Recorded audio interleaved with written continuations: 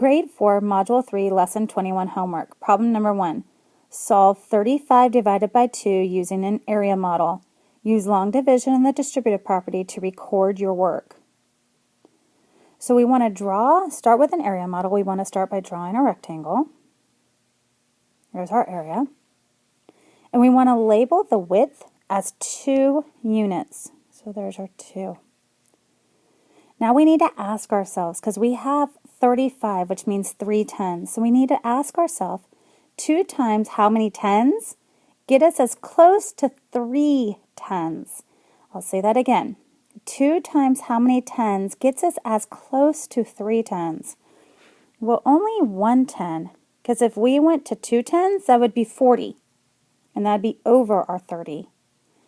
So now we know with an area model, you multiply length times width, and 2 ones times 1 10 makes 20 square units.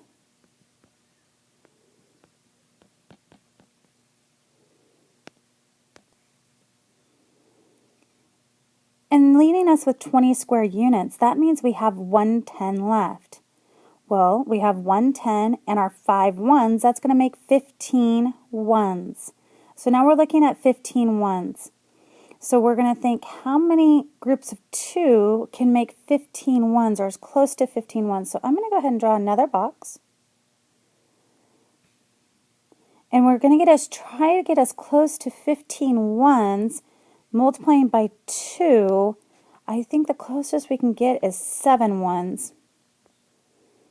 Because 2 times 7 ones makes 14 square units.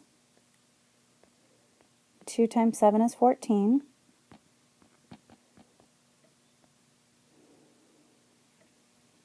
But I was trying to get to 15.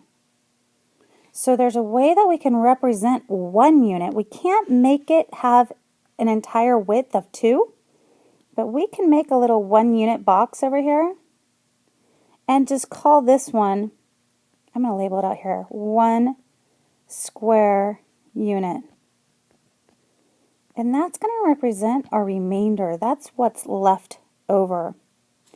I'm going to check this really quick using the long division method. And we're going to talk it through just like we just did with this problem. So we have 35 divided by 2.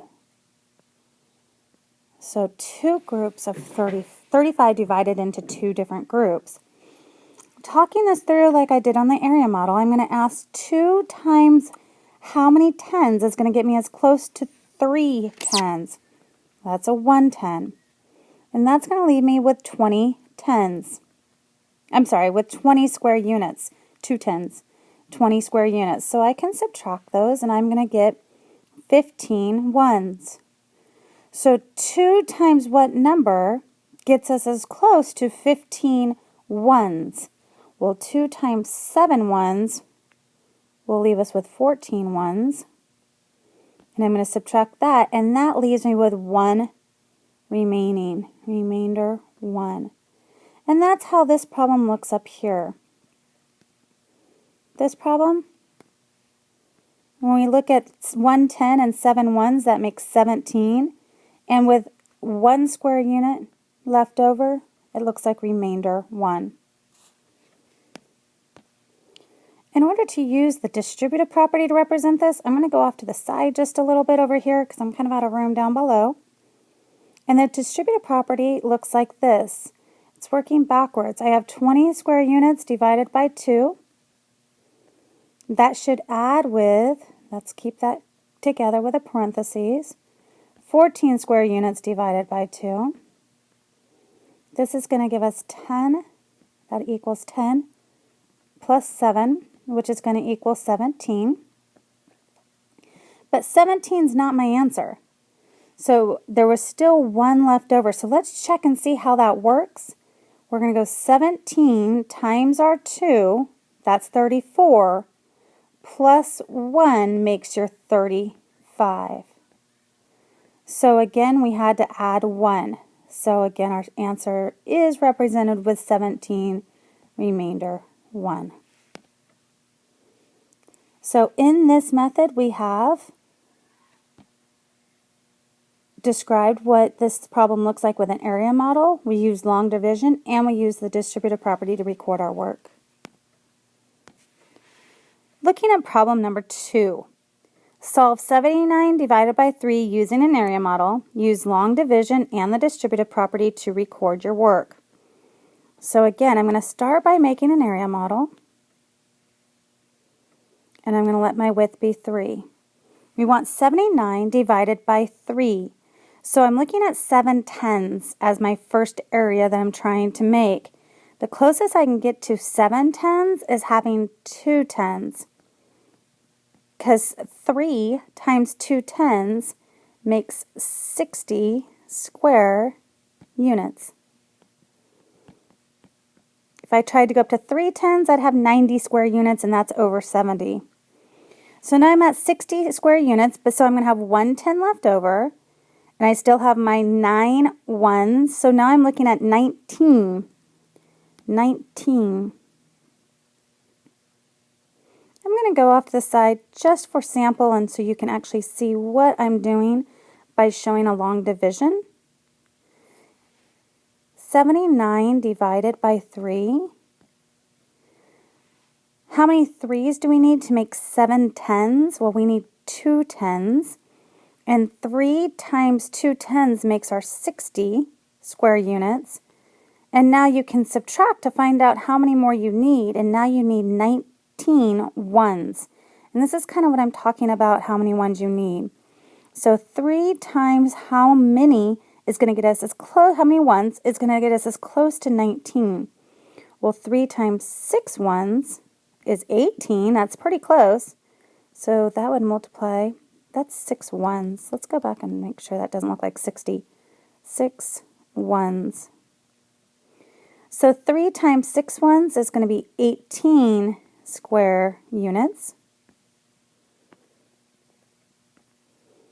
So 3 times 6 ones is 18 square units. We subtract this and we have 1 square unit left over. In our area model, we can make a little 1 box that should be connected. And this is 1 square unit left over. And that is your remainder. So I can write that as remainder 1. If I'm going to use the distributive property to show this, I'm going to do that right over here. It would look like 60 divided by 3 plus 18 divided by 3.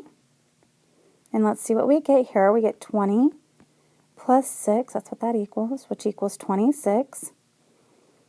And now we can go back and check to see if 26 is our answer. So I'm going to take my quotient, 26, and multiply by the 3 groups. And we knew we had 1 left over, so I'm going to go ahead and add that 1. And 26 times 3 is 78. Add 1, and that gives us 79. And that's what we were trying to divide into 3 groups. So our answer again is 26, remainder 1. Again, 3 methods. You have the area model right here. You have the long division model right here. And you have the distributive property right here. Problem number 3. Paulina solved the following division problem by drawing an area model. So it has the area model, and letter A says, what division problem did she solve? Well, if we know all the areas, we can figure out the division problem. We just have to add those areas up. So 40 plus 16 plus 2 makes 98. And we were dividing it by 4 because that was the width. So that's the problem that she was trying to solve. And then letter B says, show how Paulina's model can be represented using the distributive property. Each of these areas can divide by 4, and then we're going to add the 2 on the end. So there's 3 little boxes in this one, so there's going to be 3 division problems. So we have 40 divided by 4, added with, again, 40 divided by 4, added with 16 divided by 4. And then at the end, we want to add on the 2 little units that did not divide evenly. So this problem is looking like 10 plus 10 plus 4 plus 2, and that equals 26.